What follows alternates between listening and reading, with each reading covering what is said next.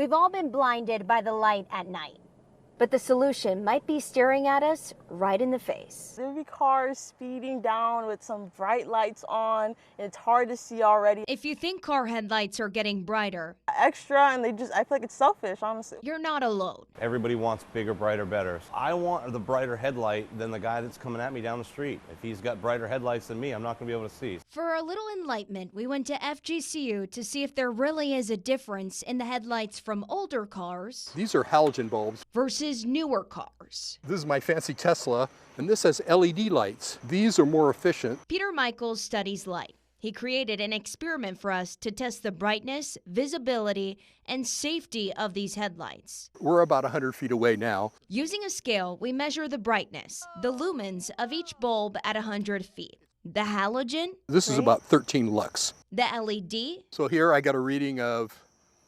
37. More than double the brightness. If you're like here, look at it. If you get down low, see how much brighter it gets? That's so bright. So if it's misaligned, that would cause a problem. It is absolutely blinding.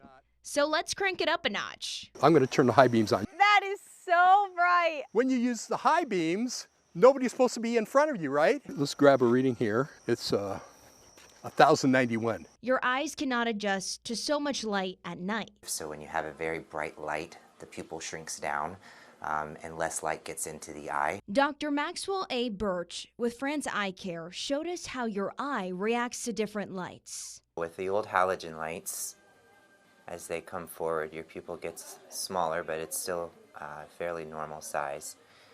With the LED lights, they're much more intense, and you can see the pupil gets a lot smaller, and that limits even more light entering the eye. At nighttime, if that pupil is very, very small, that can limit the vision just because there's not enough light getting into the eye. New LED lights are designed to improve visibility, last longer, and cut down on costs. But there are three big factors that need to be considered. How bright it is, the lumens, where the light is aimed, and how that beam is focused. These components can change what we see on the road. If they're aimed too high, the person driving at you down the street, they're not going to be able to see where they're going. To shed more light on the situation, we went to Legendary Automotive in Fort Myers. Jason Labont has been an auto technician for years. The height does make a huge difference. The car's pretty low, it's probably not going to bother most people.